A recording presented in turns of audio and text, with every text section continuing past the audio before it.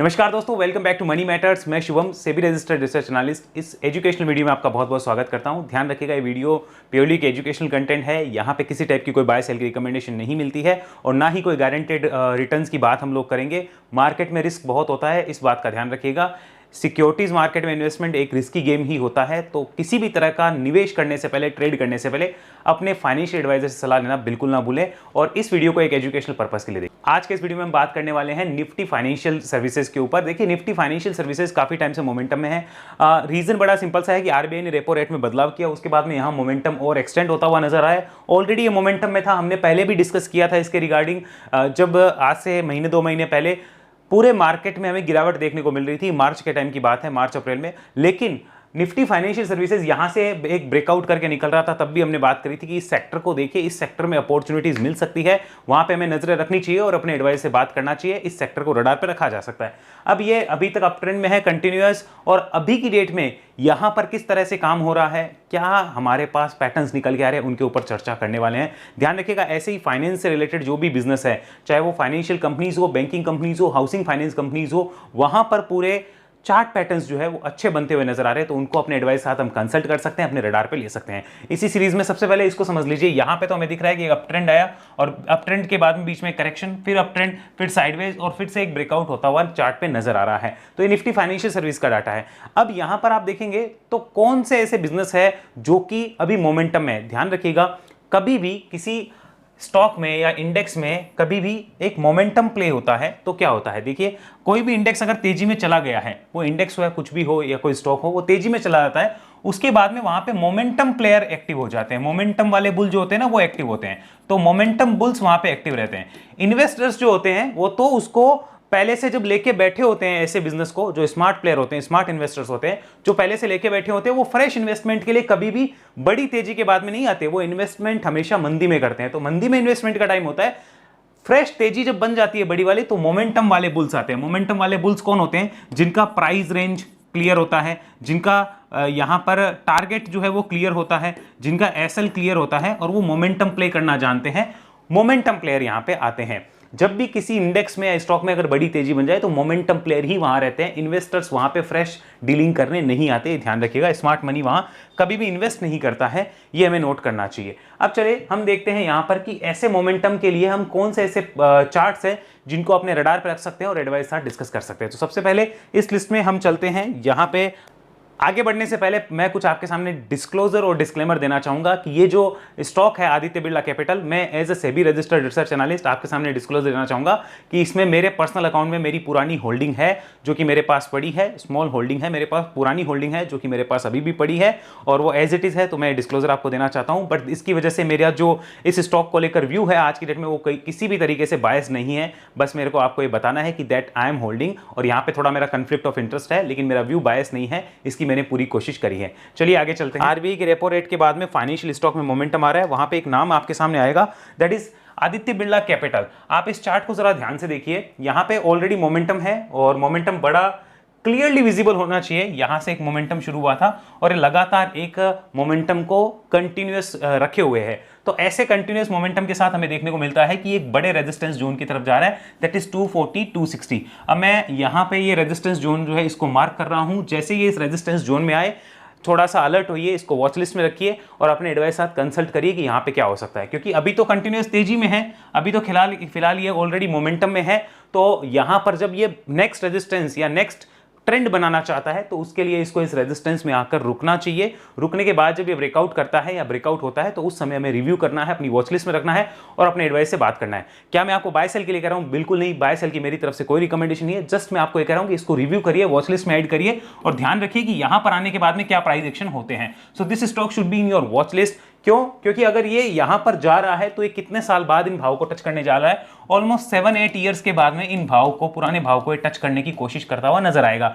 तो ऐसे टाइम पे आप अपने एडवाइजर से बात कर सकते हैं, अपनी वॉच लिस्ट में इसको रख सकते हैं, देख सकते हैं कि वहां पैटर्न्स कैसे बन रहे हैं। फिलहाल जैसे कि मैंने आपको बताया कि ये मोमेंटम प्लेयर्स जो हैं या मोमेंटम जो खेलना जानते हैं उनके काम का ज्यादा हो जाता है। तो देखना चाहिए कि यहां पे आने के बाद ये रेस्ट करता है या मोमेंटम को कंटिन्यू करता है। तो उसके अकॉर्डिंग ही नेक्स्ट डिसीजन हमें अपने एडवाइजर से पूछ के लेने हैं या अपनी वॉच लिस्ट में रख के अपने बुद्धि विवेक से डिसीजन लेने हैं। रही बात लर्निंग की, तो वो मैं आपको पूरी देने की कोशिश कर रहा हूं। तो ये फर्स्ट है जिसका हमें ध्यान रखना है। यहां पे हम इसको मंथली चार्ट भी कन्वर्ट कर सकते हैं। लुक एट दिस, अगर हम मंथली चार्ट को भी देखें तो बड़ी सिंपल और प्यारी पिक्चर जो है वो नजर आएगी। देखिए यहां पर देखिए इसके जो टॉप लगे थे 2017 में, और उसके बाद में देखिए कि इसका सिनेरियो जो है वो क्या रहा है। वो आपको नजर आ रहा है कि लगभग 7-8 साल बाद में स्टॉक जो है वो उन प्राइस को वापस टच करता हुआ नजर आ रहा है, after forming a rounding bottom pattern and after showing big consolidation and correction.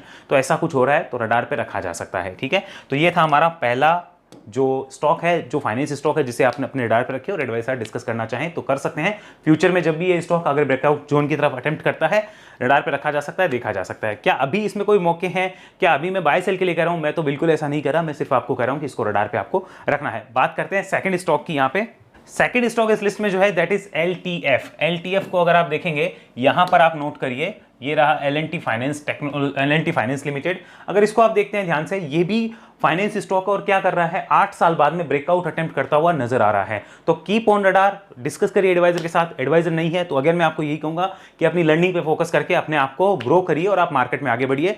कोशिश में करूंगा कि मैं आपको इतनी लर्निंग दूं कि आप मार्केट में आगे बढ़ पाएं। तो ये भी आप ध्यान में रख सकते हैं। अब इसके ऊपर डिटेल एनालिसिस मैंने कल हमारे second channel the bull on stocks पे अपलोड करी है। ये वाला वीडियो है, अगर आपने नहीं देखा है देख लीजिए, लिंक मैं कोशिश करूंगा डिस्क्रिप्शन में डाल दूं। तो इसके ऊपर हम फर्दर डिस्कशन नहीं करते, हम आगे चलते हैं क्योंकि इसको हमने कल ही कवर किया है। तो अगर आपने वीडियो नहीं देखा वो देख लीजिए। But this stock is also attempting, तो ये भी आपके रडार पे हो सकता है और ये भी उस जोन में जा रहा है, उस रेजिस्टेंस जोन में, जो कि 7-8 साल बाद इसको देखने को मिल सकते हैं या मिल रहे हैं।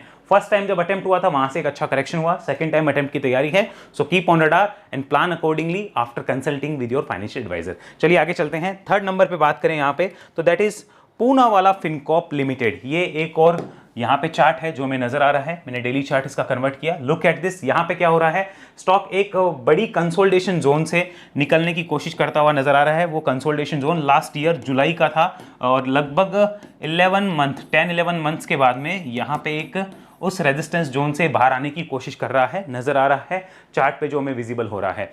अब इस केस में हमें क्या करना है, जब हमें पता चल गया कि इस तरीके से नजर आ रहा है, सबसे पहले हमें अपनी वॉच लिस्ट में ऐड कर लेना है। वॉच लिस्ट में ऐड करने के बाद अगर एडवाइजर है तो उससे बात करिए, एडवाइजर नहीं है तो फिर आप क्या कर सकते हैं, चार्ट पे सपोर्ट रेजिस्टेंस प्लॉट करिए, ट्रेंड को समझिए। तो ट्रेंड हमें दिख जाता है कि ट्रेंड कैसा है, trend is up trend, but हमें क्या करना है, सबसे पहले सपोर्ट रेजिस्टेंस प्लॉट करने हैं।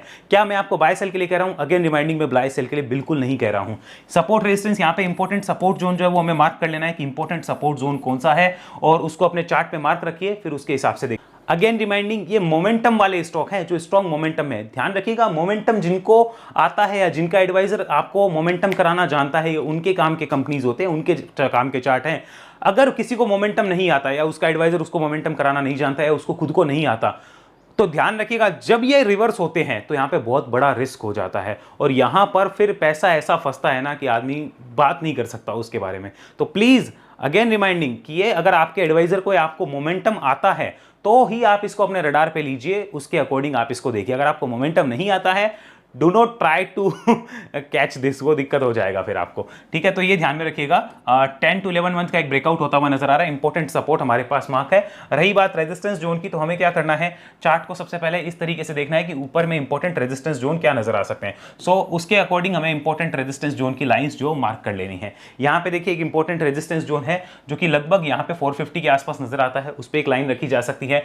480 के आसपास एक अनदर इंपॉर्टेंट रेजिस्टेंस जोन है जिसके ऊपर भी एक लाइन लगा के आप अपनी सपोर्ट रेजिस्टेंस लर्निंग बढ़ा सकते हैं और उसके ऊपर लगभग 510-20 के आसपास भी एक रेजिस्टेंस जोन है जिसके ऊपर भी लाइन लगा के हम अपनी लर्निंग बढ़ा सकते हैं। बट अगेन रिमाइंडिंग, ऑलरेडी तेजी में है, करेक्शन कर चुका है, अगेन एक नए ब्रेकआउट की अटेम्प्ट होते हुए नजर आ रहे हैं। तो सपोर्ट रेजिस्टेंस सिर्फ आपकी लर्निंग बढ़ा रहे हैं, सिर्फ एक टेक्निकल व्यू है कि आपने सपोर्ट रेजिस्टेंस लगाए, ये कोई बाय सेल का व्यू नहीं है और इसके लिए आप अपने एडवाइस से बात करिए या अपने हिसाब से इसको देखिए। अगेन रिमाइंडिंग, और ये हमें बार बार करना पड़ेगा as per the YouTube policy and as per the SEBI regulations. Okay, तो इसमें रिस्क बहुत होता है, ये बात आप ध्यान रखिएगा। बिना रिस्क के मार्केट में कुछ भी नहीं है and there is no guarantee for any type of returns, ये भी आपको नोट करना होगा।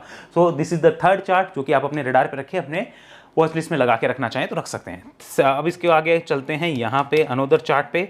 The chart name is Repco home finance limited. ये अगर आप देखना चाहें तो रेपको होम फाइनेंस, इसका चार्ट भी अगर हम रिव्यू करना चाहें, देखना चाहें, वॉच लिस्ट में लगाना चाहें, so we can do the same. यहाँ पे इसको सबसे पहले वीकली चार्ट पे कन्वर्ट करिए। Look at this weekly chart पे क्या हुआ है, यहाँ पे एक गिरावट हुई, गिरावट के बाद में यहाँ पे कंसोलिडेशन, बेस ब्रेकआउट, उसके बाद ऊपर आया एंड अनोदर जोन जो कि एक रेजिस्टेंस जोन है उसके पास आके स्टॉक खड़ा हो रहा है, नजर आ रहा है। और मंथली चार्ट कन्वर्ट करते हैं तो ओवरऑल अगर इस कंपनी की पिक्चर देखी जाए तो पिछले कई सालों से कुछ खास परफॉर्मेंस यहाँ पे होती हुई नजर नहीं आई है। बट हम इसको डेली चार्ट पे कन्वर्ट करके रीसेंट मोमेंटम को देखें तो रीसेंट में एक मोमेंटम हमें नजर आता है। वो मोमेंटम के लिए हम इस लाइन को यहाँ पे लगाते हैं। ये देखिए एक रेजिस्टेंस जोन है, उस रेजिस्टेंस जोन के आसपास आके स्टॉक जो है वो खड़ा हुआ है, तो रडार पे रखा जा सकता है। और ये रेजिस्टेंस जोन कितने समय बाद टच कर रहा है, लास्ट इसने टच किया था जनवरी 2025 में, ये रेजिस्टेंस जोन टच किया था और अब ये जून के अंदर इसको टच करने आ रहा है और इस बीच में ये एक अच्छा करेक्शन जो है वो नीचे कंप्लीट करके आया है। तो एडवाइजर से बात करिए और अपने रडार पे रखिए, ध्यान दीजिए इसके ऊपर कि यहाँ पे भी 5 महीने 6 महीने लगभग के एक कंसोलिडेशन ब्रेकआउट चार्ट पे होते हुए नजर आ सकते हैं। रेजिस्टेंस जोन के पास अब देखा जा सकता है, वॉच लिस्ट में रखा जा सकता है, ऑन रडार या वॉच लिस्ट टाइप जो है वो हो सकता है। और ये ध्यान रखना है कि हमें पता चल गया ना कि ब्रेकआउट जोन के आसपास है तो हमने एडवाइजर से बात भी कर ली या खुद की वॉच लिस्ट में लगा लिया, अगर एडवाइजर नहीं है तो हम क्या करेंगे उसके बाद में, सबसे पहले सपोर्ट रेजिस्टेंस प्लॉट कर दो। तो सपोर्ट रेजिस्टेंस प्लॉट करने हैं कि इंपॉर्टेंट सपोर्ट जोन क्या है, भाई इंपॉर्टेंट सपोर्ट जोन ये है, वो हमें प्लॉट कर लेना है कि ये इंपॉर्टेंट सपोर्ट जोन है। और रेजिस्टेंस जोन में भी इंपॉर्टेंट रेजिस्टेंस जोन जो भी हमारे पास है उनको हमें प्लॉट कर लेना है। इमीडिएटली आप कोशिश करिए कि 2 या 3 रेजिस्टेंस जोन जो वो आप प्लॉट कर लो और अपनी सपोर्ट रेजिस्टेंस लर्निंग को आप बढ़ा लो, अच्छा रहेगा। ये सिर्फ एक टेक्निकल व्यू है, कोई बाय सेल की रिकमेंडेशन नहीं है, मैं बार बार आपको रिमाइंड करवा देता हूं। तो ये अनोदर चार्ट है जिसको आप अपनी वॉच लिस्ट में रख सकते हैं, अपने रडार पे रख सकते हैं और इस पे ध्यान दे सकते हैं। ऐसे ही फाइनेंस में और भी चार्ट्स है जो आपको नजर आ सकते हैं, जिनको आप देखना चाहें तो देख सकते हैं। अलग अलग टाइप की कंपनीज है जो इस टाइप की फॉर्मेशन बनाती हुई नजर आ रही है after the repo rate cut by the RBI. जैसे एक एग्जांपल मैं आपको और देता हूं यहाँ पे, अगर आप उसमें हाउसिंग फाइनेंस कंपनियों को भी जोड़ना चाहें तो जोड़ सकते हैं, जहां हाउसिंग फाइनेंस के भी चार्ट जो है वो थोड़े से बदलते हुए नजर आ रहे हैं, मोमेंटम में आ रहे हैं। अब एक और जो चार्ट हमारे सामने that is Cholamandalam finance and holding, इसको अगर आप देखेंगे तो यहां पे भी आप नोट करिए ये एक राउंडिंग बॉटम फॉर्मेशन हो चुकी है, उसके बाद में एक यहाँ पे हैंडल टाइप फॉर्मेशन कर रहा है एंड ये भी एक इंपॉर्टेंट ब्रेकआउट जोन के आसपास जाता हुआ नजर आ रहा है। तो ये भी बुल्स के रडार पे आने वाले टाइप का चार्ट हो गया है, यानी कि आपके एडवाइजर को आप बोलिए कि इसको देखिए कि ये रडार पे लिया जा सकता है क्या, या फिर अपनी वॉच लिस्ट में आप ऐड करना चाहें तो ऐड किया जा सकता है वॉच लिस्ट में। और इसको ध्यान दीजिए कि यहाँ पे चार्ट पे क्या मोमेंटम बन सकते हैं ताकि आपकी सपोर्ट रेजिस्टेंस और मोमेंटम लर्निंग थोड़ी बढ़ जाए। उसके अकॉर्डिंग यहाँ पे आप सपोर्ट रेजिस्टेंस को प्लॉट कर लीजिए कि इंपॉर्टेंट सपोर्ट रेजिस्टेंस कौन से हैं। बस इस चार्ट पे तो रेजिस्टेंस जोन एक ही नजर आ रहा है फिलहाल की डेट में, क्योंकि ऊपर ये और उसका कोई प्राइस ही नहीं है, ये ऑल टाइम हाई की तरफ जा रहा है। तो जैसा कि हमें दिख रहा है यहाँ पे कि एक इंपॉर्टेंट रेजिस्टेंस जोन भी हो गया, सपोर्ट जोन भी है, वो हमें मार्क करने हैं, फिर उसके अकॉर्डिंग देखने हैं। ध्यान रखिएगा रिव्यू होता है हमेशा रेजिस्टेंस जोन के ऊपर आने के बाद में चार्ट, और वो आपका एडवाइजर करेगा या आप खुद करेंगे। अगर आपको लर्निंग है तो, नॉलेज है तो वो हमें खुद करना होगा। तो सपोर्ट रेजिस्टेंस यहां पे आप ड्रॉ करके रखिए, वॉच लिस्ट में लगा के रखिए, और डिसीजन क्या लेने हैं वो आप अपने बुद्धि विवेक और रिस्क के अकॉर्डिंग लीजिएगा। मार्केट में रिस्क बहुत होता है, कोई गारंटी नहीं होती है, इसलिए अगर एडवाइजर है तो उससे बात करके ही आप काम करिएगा। मेरी पर्सनल सलाह आपको ये होगी।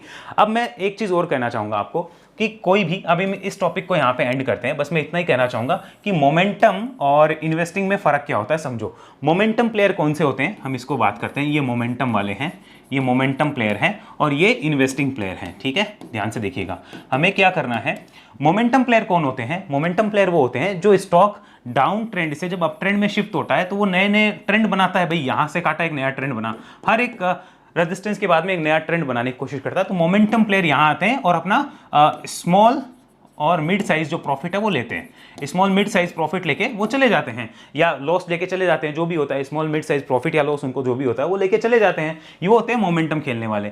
इन्वेस्टर्स कौन होते हैं? क्या वो कभी भी किसी स्टॉक में लंबी तेजी के बाद में एंट्री करते हैं क्या, या किसी सेक्टर में एंट्री करते हैं क्या जो ऑलरेडी काफी चल चुका हो? नहीं करते, वो सेक्टर में कंसोलिडेशन या करेक्शन का वेट करते हैं। ओके, और ये ध्यान रखिएगा कोई भी मोमेंटम प्लेयर ऐसा नहीं होना चाहिए। अगर मोमेंटम प्लेयर स्मार्ट है तो वो ऐसा नहीं हो कि वो किसी भी मोमेंटम स्टॉक जो होता है उसमें एंट्री करे और बिना स्टॉप लॉस के एंट्री करे। अगर वो बिना स्टॉप लॉस के एंट्री करेगा, अगर कोई भी मोमेंटम प्लेयर बिना स्टॉप लॉस के एंट्री करेगा तो फिर वो ऑटोमेटिक एक इन्वेस्टर बन जाएगा।